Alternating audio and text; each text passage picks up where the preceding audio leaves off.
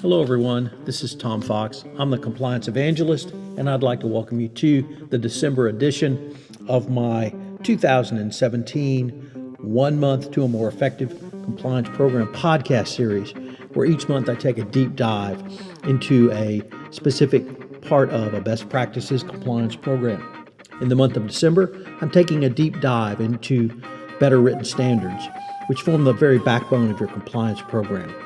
Written standards include codes of conduct, policies, and procedures, and we're going to be taking a very deep dive into the design of all of these, training, and revising and updating. We'll also take a look at the information communicated by the Department of Justice on what specific policies should be included in your best practices compliance program, including policies on gifts, travel, business entertainment, charitable donations, facilitation payments, third parties, and cybersecurity. We'll also take a look at certain enforcement actions and opinion releases to see what other information we can glean from these. My sponsor this month is my Doing Compliance Masterclass. We recently concluded the first masterclass in November 2017. I'm co-hosting this with Jonathan Marks at Markham LLC. We will be putting on a full series of classes in 2018. Check back for details. This month's podcast series will give you information which will allow you to set up the very foundation of your compliance program. My podcast series on 1 month to a more effective compliance program is a part of the Compliance Podcast Network. Day 7, operationalization of your code of conduct. How can you work to operationalize your code of conduct as articulated in the Department of Justice's evaluation of corporate compliance programs released in February 2017. The evaluation focuses on not whether a company has a paper compliance program, but whether a company is actually doing compliance. A company does compliance by moving it into the functional business units as a part of an overall business process. That is what makes a compliance program effective at the business unit level. There are several parts of the evaluation that touch upon steps outlined in this section. So under prong 2, senior and middle management, it states the following. Under shared commitment, what specific actions have senior leaders and other stakeholders taken to demonstrate their commitment to compliance, including remediation efforts? How is information shared among different components of your organization? The code of conduct process should involve various corporate disciplines. Your code of conduct should enshrine your company's values.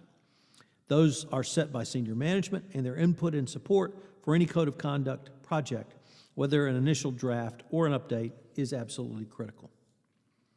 Under prong 4 of the evaluation, policies and procedures, it states the following.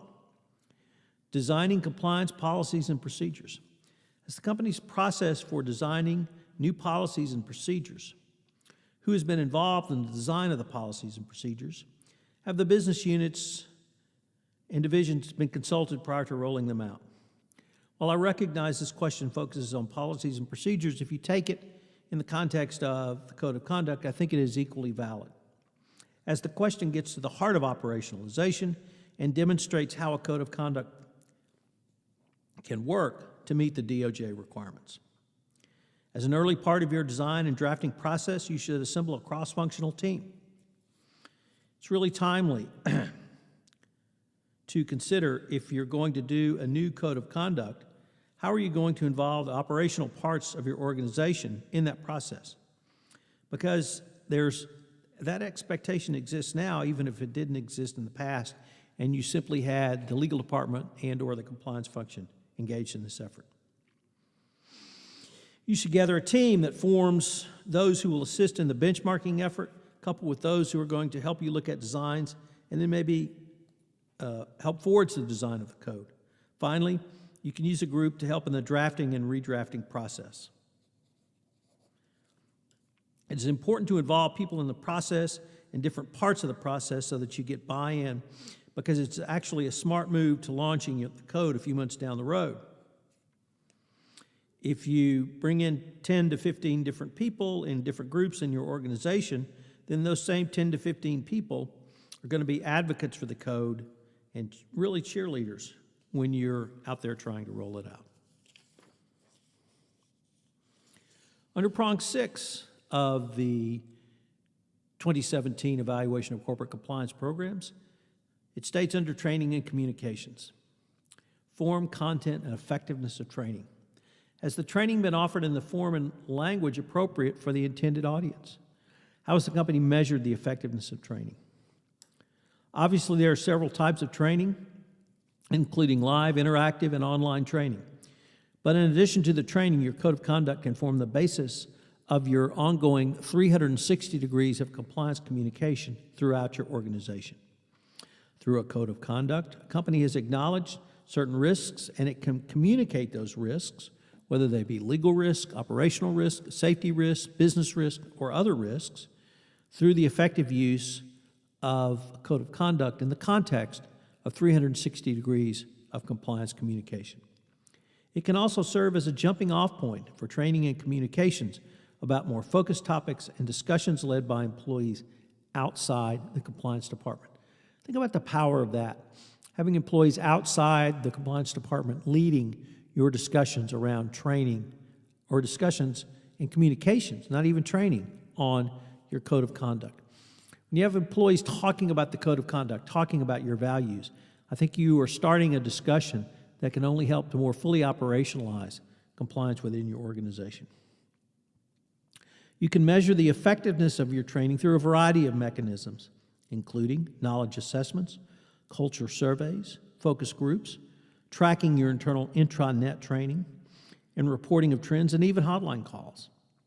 These techniques can help drive compliance into the very fabric of your organization by operationalizing compliance.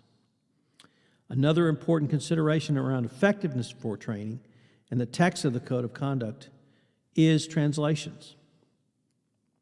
Or, as the DOJ has stated, has the training been offered in the form and language for the appropriate intended audience?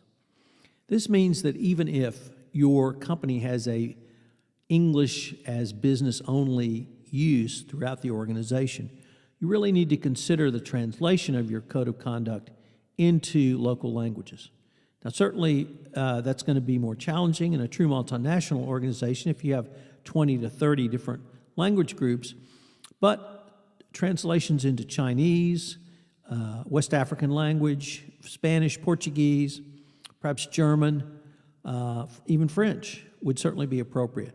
Mandarin Chinese can be utilized in a number of countries in the Far East as well. So you need to and think about that in the context of your training. Are you going to train in the local languages, and will the translations really work? So what are today's 3 key takeaways? Number 1, what has been the role of senior management in the creation or update of your code of conduct? Have you been able to engage with senior management, and has that role been documented going forward? Number 2, have you worked with employees outside the compliance function to lay the groundwork for fully operationalizing your compliance program through a robust 360 degrees of communication and compliance? And finally, number 3, you're going to have to satisfy the new DOJ requirement to more fully show the effectiveness of your code of conduct training. Now, this effectiveness of training deals with all forms of training for all issues, including your code of conduct, your policies and procedures, and other written standards. Nevertheless, as a part of training, you need to seriously consider how you're going to demonstrate your effectiveness. This is Tom Fox. I hope you've enjoyed Day 7 of 1 month to better written standards, and I hope you'll join me tomorrow for Day 8. This is Tom Fox again. Thank you for listening to this episode of 1 month to better written standards in a compliance program. I hope you will join me tomorrow for another episode.